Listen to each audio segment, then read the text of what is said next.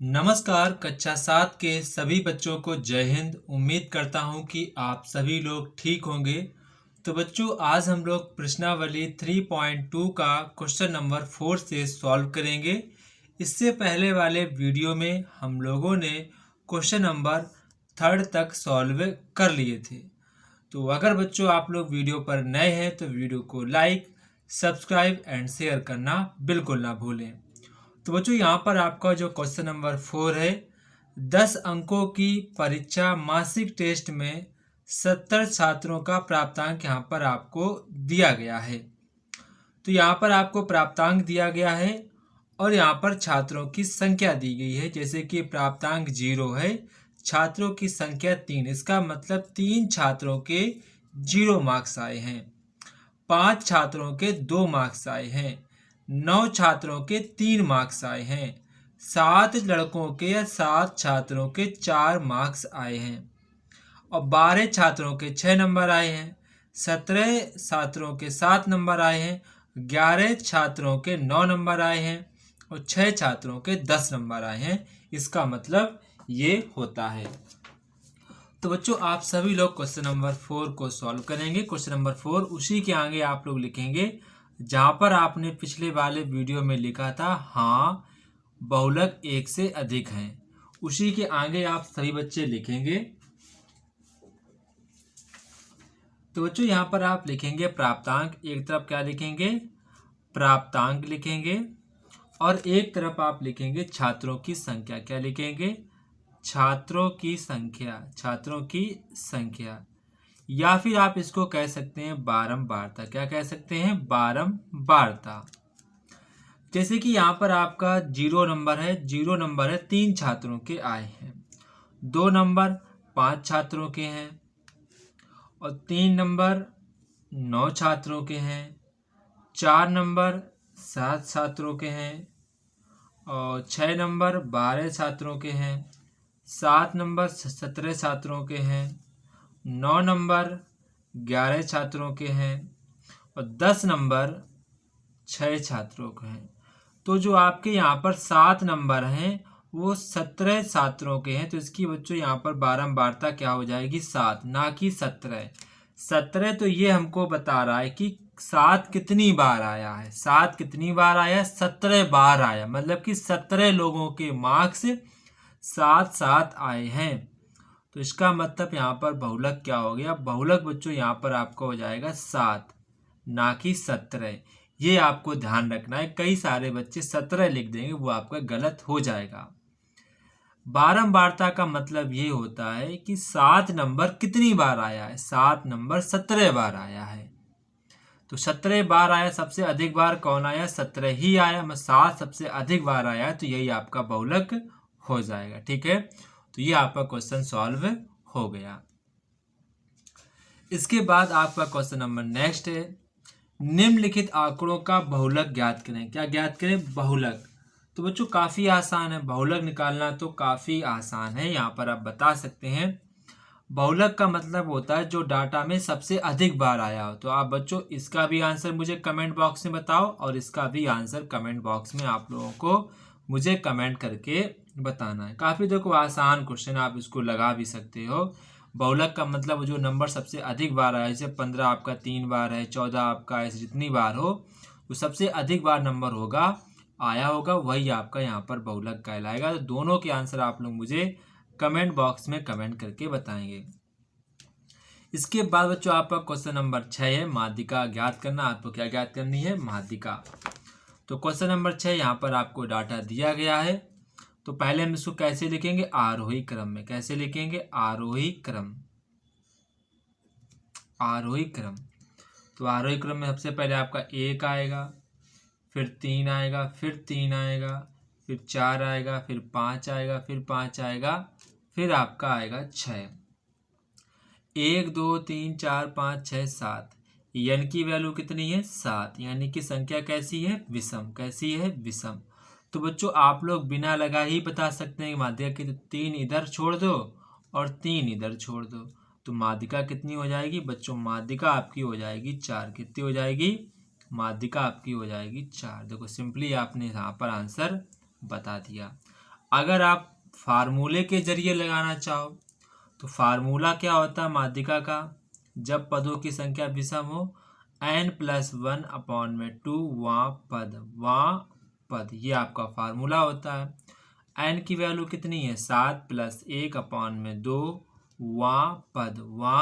पद। तो 7 1 8 8/2 पद 8/2 पद ये होता है। तो 4 1 8 2 1 2 2 4 8, तो इसका मतलब 4वां पद क्या हो जाएगा 4वां पद। जो आपने आरोही क्रम में लिखा था उसी में देखो 1 2 3 4, चौथा पद कौन सा आपका 4 ही है। तो ये बच्चों आपकी माध्यिका हो जाएगी। देखो यहाँ पर माध्यिका 4 आई थी, यहाँ पर भी माध्यिका आपकी 4 ही आई है। तो ये आपका सवाल लग गया। ठीक है, तो यहाँ पर आपको कोई भी दिक्कत नहीं होनी चाहिए। ठीक है, बहुत आसान सवाल था। इसके बाद आपका क्वेश्चन नंबर ये 6 का पहला पार्ट का था। अब 6 का सेकंड पार्ट का क्वेश्चन देखेंगे। ये आपको डाटा दिया गया है और यहाँ पर आपको इसकी माध्यिका निकालनी है। ठीक है, तो यहाँ पर आप देखेंगे तो यहाँ पर आपका 6 का सेकंड पार्ट है, 6 का सेकंड पार्ट है ये आपका। तो यहाँ पर आप सबसे पहले क्या लिखेंगे आरोही क्रम में। किस में लिखेंगे आरोही क्रम में, आरोही क्रम में लिखेंगे सबसे पहले आरोही क्रम में। तो सबसे पहले लिखेंगे 1 3 3 4 5 5 6 6। तो 1 3 3 4 5 5 6, 1 2 3 4 5 6 7 8, 4 4 8। ठीक है, अब आपको क्या निकालनी माध्यिका। तो देखो 8 लोग हैं, कितने लोग 8, तो 3 इधर छोड़ दो, 3 इधर छोड़ दो और 3 इधर छोड़ दो। बीच में यहाँ पे कितने बच जाएंगे 2 लोग।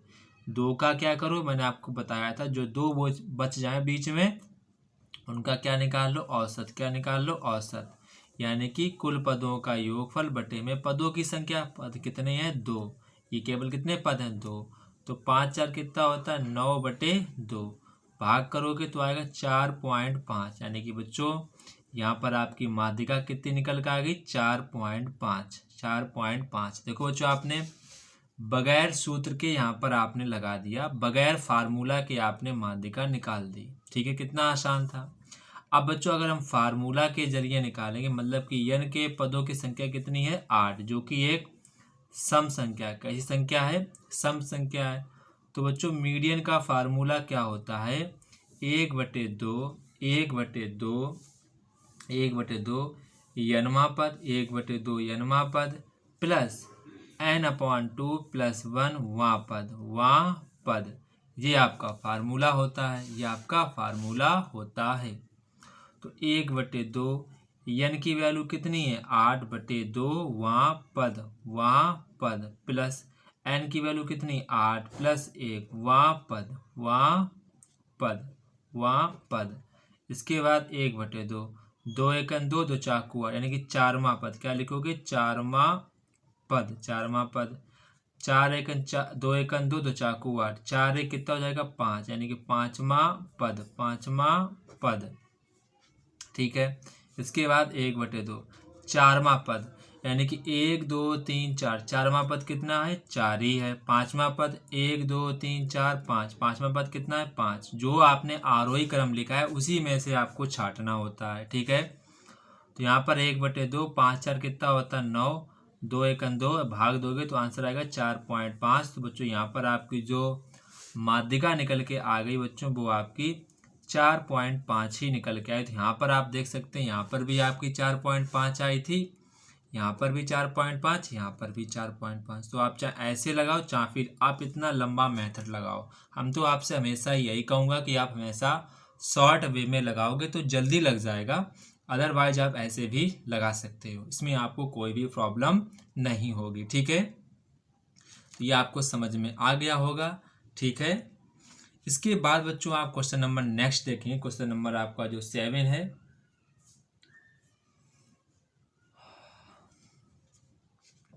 क्वेश्चन नंबर आप 7 देखेंगे।